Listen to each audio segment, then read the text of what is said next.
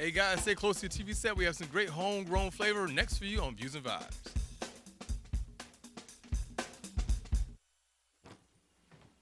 Hart, what's going on? I'm leaving. Why? What did I do? Not enough. You constantly ignore me. You barely eat anything healthy. You're half as active as you used to be. The pressure is just too much. I quit.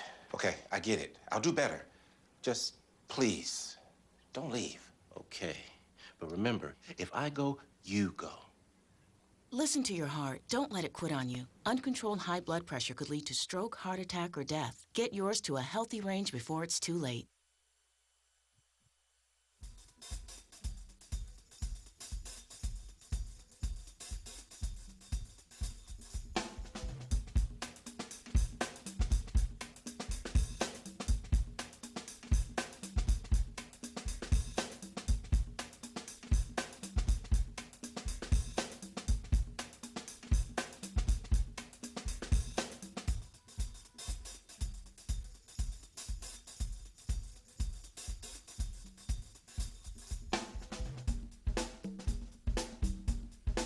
Hey, welcome to Views and Vibes, everyone. I'm your host, Tariiq Omari Walton. I need you to sit back and just relax because I have a wonderful show for you today.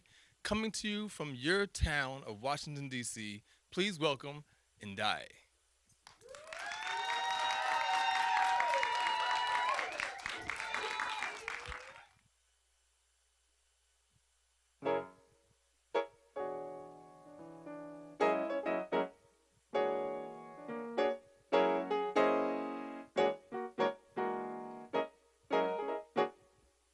Them that's got shall get, them that's not shall lose. So the Bible says, and it still is news. Mama may have, and Papa may have, but God bless the child that's got his own, that's got his own.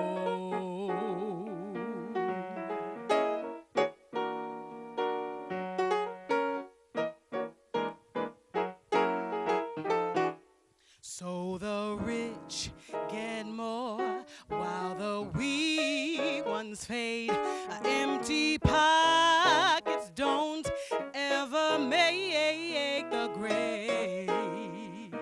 A mama may have and Papa may have, but God bless the child that's got his own, that's got his own.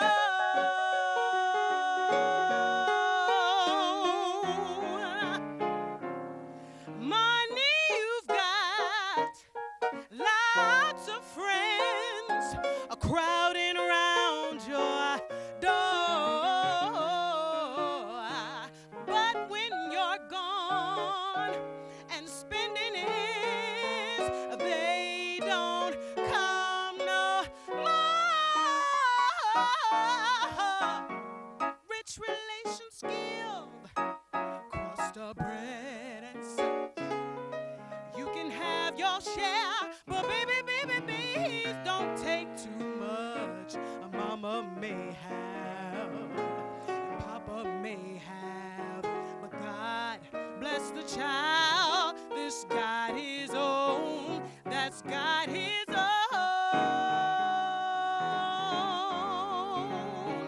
that's got his own, that's got his own,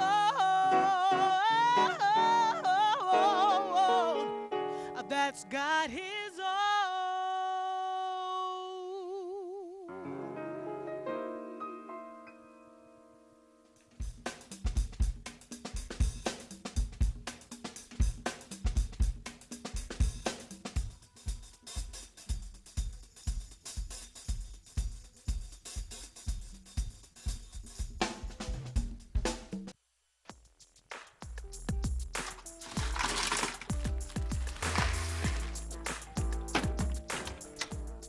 Thank you.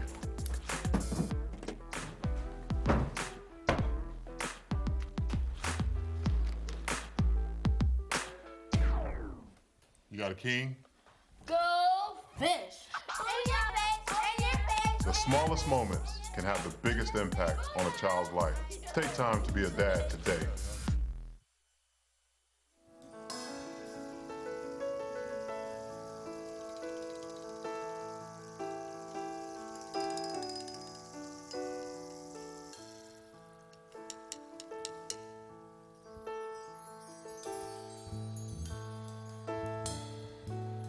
Welcome back to Views and Vibes, everyone. You just got done seeing a fantastic performance from my guest today, my good friend Andaiye. Welcome to Views and Vibes. Thank you, Tariiq. Good to be here. Good to finally have you here. I know. We've been talking about this for how long now? I know. Yeah, that long. Yeah, Exactly, that long. But it's great to have you here. That was a wonderful you. performance. Thank you. That first song was a throwback. Yes, the first tune was God Bless the Child. Right. It was made popular by Billie Holiday, but my rendition of it is a little bit more funkier than the traditional, very kind of laid back, classic jazz tradition, but I tried to stay true to form, keep a lot of the same elements, but gave it my own little spice and flavor. You definitely give it your own spice and flavor. Yeah. First, I gotta tell everybody, Andaiye and I go way back. She's actually the person who kind of introduced me to this whole thing here. She doing a show for her and her husband at their old cafe, Arbisphere Cafe, was kind of the precursor for doing Views and Vibes. And so I have to thank her for the opportunity for that. That was like 9 years ago. Oh, okay. That was a long, long time and a ago, special so. shout out to my husband, Darrell Madison, too. So Yes, I'm sure yes, he helped. you guys, it's part of my family. They really brought me to where I am now, and have thank always supported you. me. So I always try and support them as well. Oh, thank you, know. Tariiq. But forget all that. Let's go back further than that. Let's talk Okay. about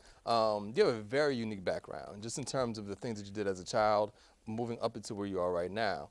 Let's look back to when you first started performing, because you come from obviously a family of performers. Your children Sorta, perform. kinda, yeah. Your mother dances. She's a wonderful, hand dancer. Yeah. Let's talk about when you first started performing. Where did this whole singing and theatrical life come from? Well, I was always kind of surrounded by the arts, like you said, ever since I was younger. My mom had a dance school when I was very young. I had uncles who sang every holiday with the family. We were putting on talent shows and doing things with the first cousins. So there was always this arts element to the family that kind of brought us together. My earliest memories of singing, really according to my mom, were more yelling. She would always say, will you stop that screaming? Will you stop that screaming? And in hindsight, now when I look back, I see that I was developing my voice. Right. And strengthening my voice. So I didn't actually have my first professional gig until I was 15. I was living overseas at the time, and I actually performed in a venue that I wasn't even old enough to be in. It was a club, an NCO club. So, and I was doing a Motown review, so I was singing. At 15? At 15, Wow. I was singing Aretha Franklin songs and Dionne Warwick, all these classic songs. And to be at that age, to be able to interpret those songs was quite, was a lot of my audience was impressed with that. So I was pretty hooked from that point, that I saw that I could move an audience and have an influence on the audience with my music. And my mom at that time continued to put me into all kinds of talent competitions and things like that. There was a Star Search circuit in Europe at the time. We were in the military, so I did that circuit. And would just do a lot of local performances and stuff in school. Of course, I studied music in school. I was in the band and all that kind of stuff. So those were the beginnings of just creating my musical ear, my theory, and my improvisation and things like that. Without me intently knowing it, that was the beginning. Now, you weren't only performing in venues like that, you're also doing some theater work as well, right? Yes, Okay. yes. So I do have a background in theater. Actually, one of my degrees is in theater. And while living overseas, my mother and I, actually both of us together as mother and daughter, we were in a play called 42nd Street, a very popular play. I remember that. And we starred in it at the Frankfurt Playhouse. And so I've always kind of I've loved to do theater, music, dance. I love all of the arts disciplines, but music seemed to be the one that came most natural to me and didn't take as much effort and training as some of the other ones did. But I do have an appreciation and an understanding for some of the other modalities, so yeah. Right. Well, when you left Europe, I guess. You guys were in Europe and in Asia as well, right? South America. South America. That's right, Brazil. Yes. But when you came back, how old were you when you came back to the States? So I came back to the States. I was already high school. Okay. And at that time, I had some extended family that was living in LA at the time. We came back to California. Okay. And they had been kind of following me and seeing my growth in music, and they suggested that I audition for the Los Angeles School for the Arts, which I did, and I got in.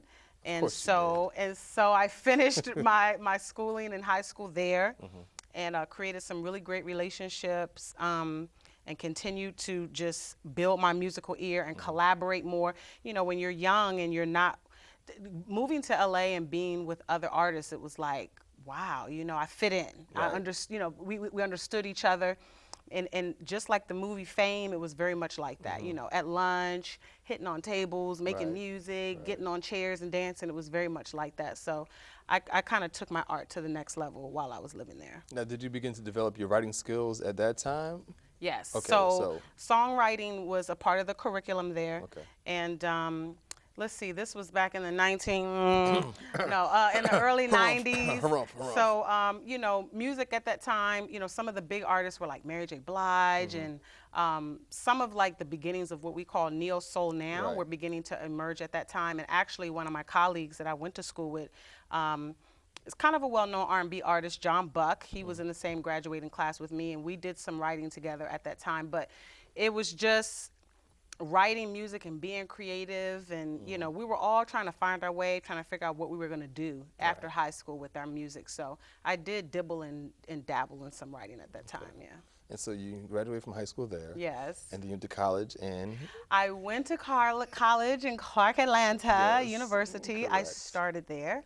I did not finish there, Right. but I did begin there. And at that time, and believe it or not, I didn't really stay in music at that time. I think In terms of your schooling or just in terms of in performance? terms of schooling, in terms of performance, Really? it was kind of a silent period for me when Really? I went south, and I think I was kind of, you know, when you graduate from high school, you're doing a lot of soul searching, and I had been in the arts so much at that time. I think, well, not to mention you have Morehouse, Right. Morris Brown, Spelman College. I mean, that could have contributed to some of the distractions too. Distractions. Just a little bit. Distractions. So Okay. That explains I a was lot. having a really good time in college. That's a little bit too much fun. And but you know, I kind of took a break from music for a minute. And I was doing little musical things here and there, but I wasn't really concentrated on music at the time. It wasn't until I moved back to this area actually in 2000, after moving around with my family and all of that, that I rediscovered and decided I wanted to recommit myself to my music. So it kind of was always there right beneath the surface, patiently waiting for me to find myself and come back around. So since 2000, I've been even more aggressively just pursuing my music and listening, and really trying to do more writing. Well, you mentioned the influences that you had back in the early 90s in terms of more of the soul and R&B back then, but you have a very jazzy sound. Yes. You know, where did you develop that? Where did that come from? Well, I think just my parents, especially my dad. My dad is a avid jazz lover. Okay. So I grew up listening. He would make tapes for me, the Manhattan Transfer. I grew up listening to Bobby McFerrin, you know, Miles Davis, John Coltrane. We studied a lot of jazz in high school. Okay. Nancy Wilson. But in terms of the vocalist, I really find myself emulating or listening more to like Melissa Moore. These were the women of my era. Okay. Melissa Morgan, Patrice Rushen. Who's the one that was married to Ronald Isley? Angela Stribling. Not Stribling. Angela Winbush. Right. Angela Winbush. So Right. these are the women who had an influence on me at the time in the 90s. Right. Yeah. But they still have more of an R&B sound. They you know? do. And They so, do. But the jazz, though, you know, I mean, you said that you studied it in high school. Your father, you know, his albums and everything influenced you. Were there any particular jazz artists, like was it like a Sarah Vaughan or? Yes, I do. I do, of course, love all the jazz greats: Ella Fitzgerald, Sarah Vaughan.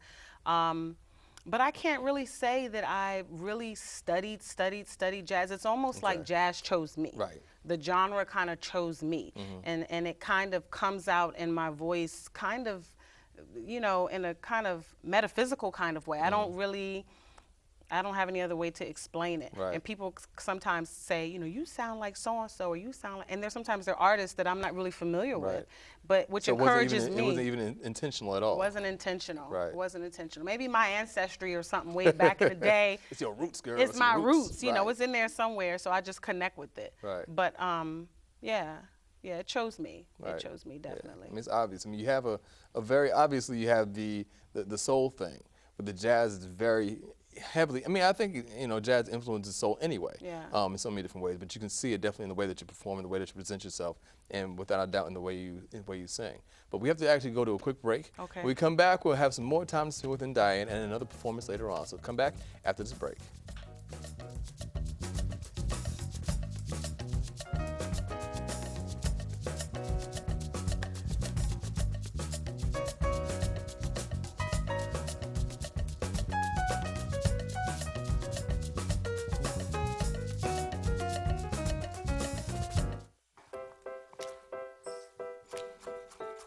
Food. It nourishes, brings us together, and adds flavor to life. That's why it's important to wash hands, surfaces, and fresh produce. Keep raw meat, poultry, and seafood separate from ready-to-eat foods like fruits and vegetables.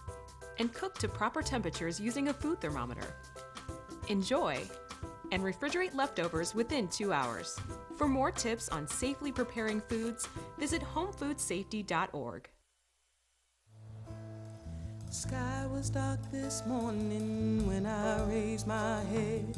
Stood at the window, darkness was my bane. Suddenly a sunbeam thrilled me to my weary heart. Was the All right, guys, welcome back to Views and Vibes. Still sitting here with my good friend Andaiye, and we're going to get more into her release. It's called Andaiye, Storyville. It's a bunch of jazz collection. Yes. You know, and this is why we were talking about the jazz beforehand, because you went into a lot of standards on this album. Yes. What's the reason for that? Why did you decide to go in this direction as opposed to going to the R&B soul route? Right. Well, I felt that the jazz was more of a reflection of my generation and where I am now. Mm-hmm. The music industry can be pretty brutal when Right. it comes to, you know, your age and are you young enough? And I feel that jazz is like a fine glass of wine, and it just gets better with age. Mm-hmm. So I really wanted to, as a legacy to my kids and as a legacy to my family and to my community, I really want to preserve this beautiful music that is part of what we call the American Songbook. Right. And I wanted to pay homage to these great jazz standards and do them in my own style, but to capture that. And I'll be doing some R&B and some neo-soul as well. But I just thought that this would be a great way for me to work with live musicians, to go into the studio, and to preserve that live musicianship. Because, you know, now today in the studio, things are very much produced. Yeah. And one person can go in and make a whole album by themselves. And so I wanted to bring back the chemistry that's required when you're working with live musicians, and to just preserve the history of jazz. Now, were there any songs on the album that you actually wrote and produced yourself, or are they all standards? Right. So the very last track, which is listed as a bonus track, is an original, and there are some original arrangements, meaning I have changed the time signatures, or I've written additional verses, so to make them more modern. But outside of that, a lot of them are traditional jazz standards. Right. Yeah. So what are you actually doing now to promote the album? Well, I'm on your show. Of course, you're here on Views and Vibes. She's here on Views and Vibes with us. Yes, and I'll be doing some other stuff locally, some other, you know, around the U Street, 14th Street corridor. I'll be doing some things locally. I mean, my vision is to, you know, put together an East Coast tour, Right. and to do some stuff out on the West Coast as well. But right now, it's just grassroots. Right. You know, this is an independent label that my husband and I launched, Mad Scott Music. And so we're independent artists. I'm an independent artist, so we're grinding. So opportunities like this, you know, that you afford independent artists is very important. Because I agree with you. Yeah, I totally agree we don't with have you. major That's labels right. backing us. That's why I'm here. That's right. To back you guys. So we have to, you know, support each other. Right. Yeah. Right. And I have to also say too that her husband, Darrell Madison's also a drummer. He's a drummer as well. Yes. So there's music everywhere in that family. Everywhere. And your daughter, she's also singing, performing. Yes. She's a wonderful art. My oldest daughter's a upcoming hip hop artist, and my youngest daughter dances and sings. So we just have a good time when we get together. Right. We just have a good time. And so, how much of what happens in your household is kind of influencing the direction that you're going with your career? It has a big influence on it. It has and it's also had a huge influence on what my children see in terms of can it be profitable for them to be artists and support themselves. Right. So they have seen myself and my husband, to some degree support ourselves artistically, but then they've also seen us kind of nurture this entrepreneurship music business side. Right. So they've had access to that, and hopefully as the next generation, they will carry the torch even further with regards to independent music. And so what are some of the roadblocks that you've had that they've had a chance to see that they may have an easier time to overcome? Yeah, so, well, in this age of social media, of course, when we were growing up, now you can promote your own music, right? I mean, you can do videos, you can do your website. I mean, it's like a self-help era that the kids are in now. Right. And so they are, the massive marketing that they can do for free that we had to put, hundreds and thousands of dollars into before is unremarkable. So they don't have that particular barrier that they have to kick down. And two, just staying focused at an earlier age, So my one of my kids is at NYU, and I tell her, don't be distracted, don't be distracted by life. Don't be like mama. Don't be like mama. Don't be distracted. And so life happens, and so just encouraging them to have their own voice, Right. and to know how to build a brand, which was something that we didn't know growing up. Right. We had to Right, kind of at all. learn, you kind of ran into that. So trying to teach them and show them early on how to build their brand musically, build their brand artistically, and to protect it, and to protect their songwriting, and copyright and publishing and things like that we didn't get into until we were older. Right. So, it's all about trying to create some generational wealth through the art. And so we're pushing them, kids, they push back, but we're pushing them. Yeah, we're pushing them. So hopefully those seeds, it'll all pay off. The hard work will pay off. Yeah. And you also have a very unique style when you're on stage. Which do you prefer? Do you prefer being on stage performing in front of audiences, or after this experience of doing this album and other albums you've worked on in the past, do you prefer being in the studio? Absolutely. I'm a live performer. Because I have that theater and the dance background, when I'm on stage, it's like, it's everything. Right. And I get to incorporate my percussion background. I get Right. to I incorporate forgot my about that. I my remember seeing dance that. background, my audience participation. And you really, it becomes a very, life-changing experience when you're giving and getting energy from the audience. Yeah. So, and I interact with my musicians a lot. Even on my small segment, you'll see me trying to feed off of the musicians because, it's very organic. So I absolutely prefer to perform on stage. But I understand that recording is a way to preserve history, and that part is important too, and it needs to be a healthy balance. Right. Yeah. I have to tell you guys, I'm a little spoiled because I used to get to see her perform almost every Friday night, right? Right. It was every Friday night For a few for like years. 2 years. Yeah. I would do my thing on Tuesday nights doing a discussion forum, but then every Friday night she'll be performing. So I got to see her. I forgot about the percussion piece, Right. up there playing, Right. dancing and singing. And so you saw, Yeah. the natural performer that you are. Yeah. She always had it. So I was glad to see that happen. Yeah. Now, in terms of moving forward, Yes. do you plan on doing more music? Do you plan on, coming out with another jazz album? Do you Yes. plan on doing an R&B, soul album? So What I'm are in you the looking to do? studio now working on a second project, and it's Okay. going to be a lot more R&B kind of neo-soul focused. And I'm also gearing up for a big show, so you'll get to see me perform. I have a show coming up in June. Okay.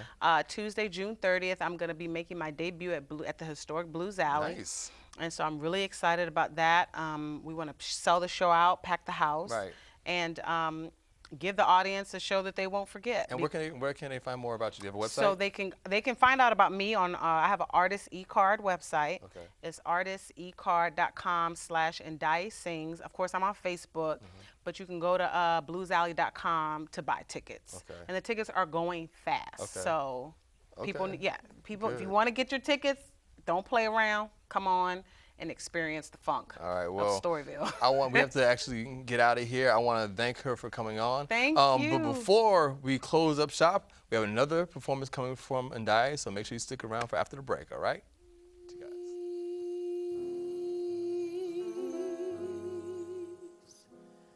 Drift by my window.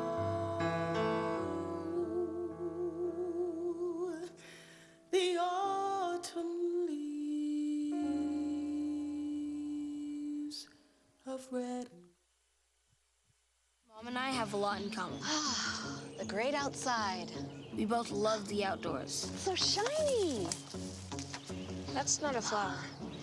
We both love geology. Oh, look. An igneous one. That's not a rock. And she knows a lot about wildlife. A labradoodle. That's not a dog. Hanging out has been kind of fun. You don't have to be perfect to be a perfect parent. Thousands of kids in foster care will take you just as you are. And drown in her past regrets. I'm moody all the morning, morning all the night, and in between is nicotine. Not much hard to. Well, that's going to do it for us tonight on Views and Vibes. Before we go, I want to thank my good friend Andaiye for coming on and performing today. If you want to find out more about Andaiye, please go to our website, viewsandvibes.com. Until next time, I'm Tariiq Omari Walton, taking you out with one more song. Here is Andaiye.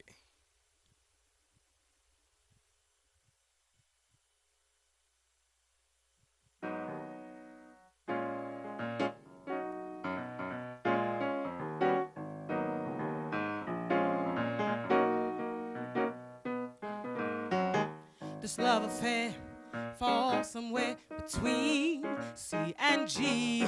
These ebony and ivory keys help me find my destiny. My passion lies within these ties. They soothe my soul. No matter what life gives to me, I can grab hold of better. Life is better for me when I can sing. Sing my melody. Life is better, so much better for me when I can play my symphonies. And they go ba-da-da, ba-da-da, ba-da-da-da, ba-ba-da-da-da-do, be-dee-dee, be-dee-dee, be-dee-dee-dee, ba-ba-do-da-da-da-da, be-dee-dee, be-dee-dee. Be-dee-dee-dee, ba-ba-doo-da-da-da-da, be-dee-dee, be-dee-dee, be-dee-dee-dee. I recall that day in fall I played and you sang back to me in harmonies, epiphanies. I knew you would be my remedy. You sharply show so natural how I make this music on my own. Staccato, you need to know why I choose to dedicate this song. Hey, life is better for me when I can sing.